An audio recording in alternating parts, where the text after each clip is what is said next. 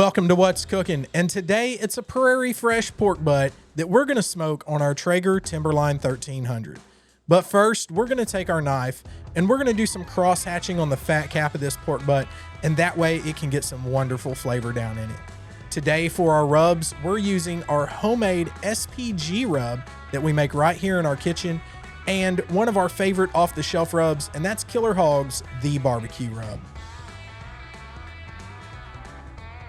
Now we've got this fat cap all cut up, and we also flipped the pork butt over, and I go on the blade bone side and remove this membrane that's in here. Trust me, it doesn't taste good and you don't want it in your pork butt. Now we're gonna start adding some of our rubs to this pork butt. We're gonna start with our homemade SPG. This is 1 part kosher salt, 1 part black pepper, and a half a part of garlic powder.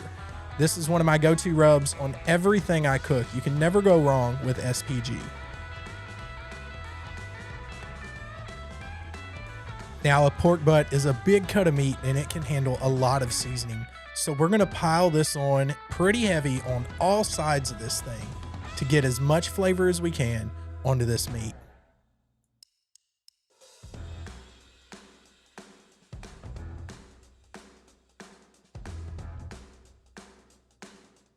Now that we've got our SPG on, it's time to come in with the barbecue rub from Killer Hogs BBQ. Again, guys, this is one of my favorite rubs to buy off the shelf. I keep multiple bottles of this in my household at all times. This is a wonderful, sweet and savory barbecue rub, and we are gonna put it on thick, guys. Again, this is a big cut of meat.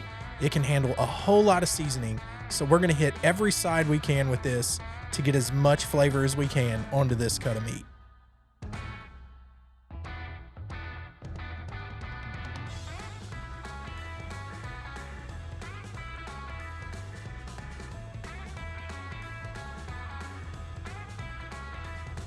And always remember, if you don't slap the butt, you're not doing something right. Take a look at this beautiful pork butt. This thing's about to rest while we get our grill heated up, and we're gonna put this on the Traeger Timberline 1300 at about 9 o'clock tonight. This is gonna be a low and slow overnight cook, and tomorrow morning, it's gonna look amazing.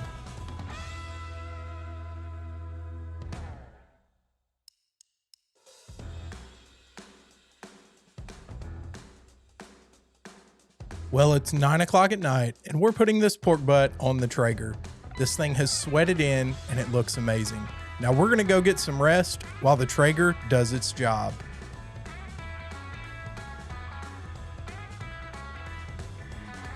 It is now the next morning and our pork butt has been running low and slow on the Traeger Timberline 1300 in a mixture of cherry and hickory pellets for about 9 hours. And take a look at this thing.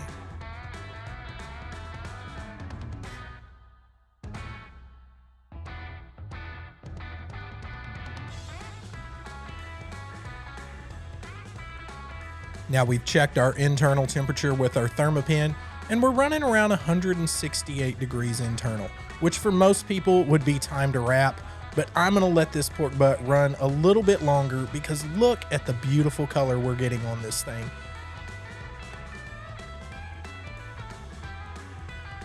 That combination of cherry and hickory pellets sure has put some beautiful color on this pork butt.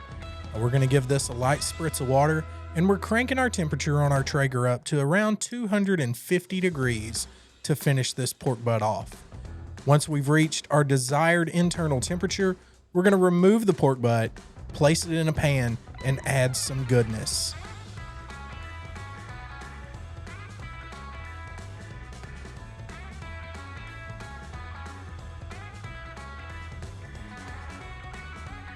Now don't tell my wife I said this, but that sure is a good looking butt right there.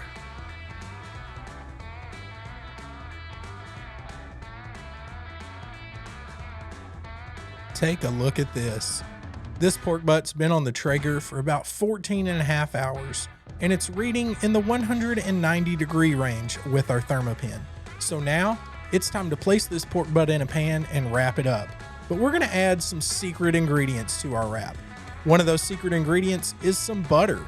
What we've got here is about 7 pats of butter, and we're just gonna put them on top of this pork butt. And then on top of that butter, you guessed it, we're gonna add some of Killer Hog's The Barbecue Rub. This is going to melt in with our butter, and it's just gonna create a sweet and savory goodness that you cannot imagine. And to top it all off, we're gonna go back with our Champions Blend Blues Hog Barbecue Sauce. Now we're gonna wrap this in foil, and this is gonna go in our Cambro for 2 to 3 hours to rest and cool down and just let all of this savory goodness melt together.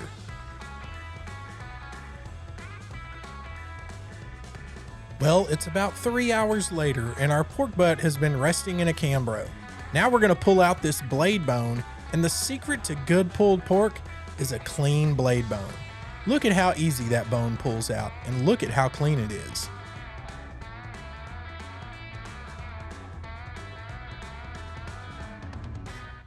This pork butt is juicy and fall apart tender here in my hands. Now I am wearing some insulated gloves because it is still a little warm, but look at this. If you guys will remember the scoring that we did on the top of the pork butt, that's why. That little piece of fat right there is like candy in your mouth, guys. It's the good stuff. So check this out. Our pork butt has been pulled to pieces here. This thing is juicy. It smells amazing, but we've got 2 more secret ingredients to add to this, and I'm sure you already know what they are.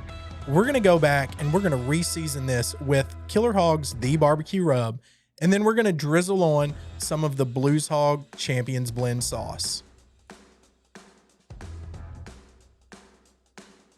Well, now's the time I get to give a shout out to my beautiful wife. Look at the way she's sprinkling that rub in. You can tell this isn't her first time helping cook.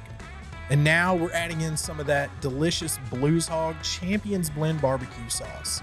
This is gonna add some moisture and some flavor to this pulled pork, and it's gonna make it oh so delicious in your mouth.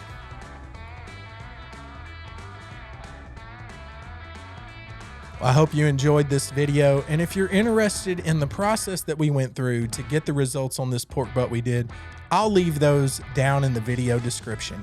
We'll see you next time on What's Cookin'.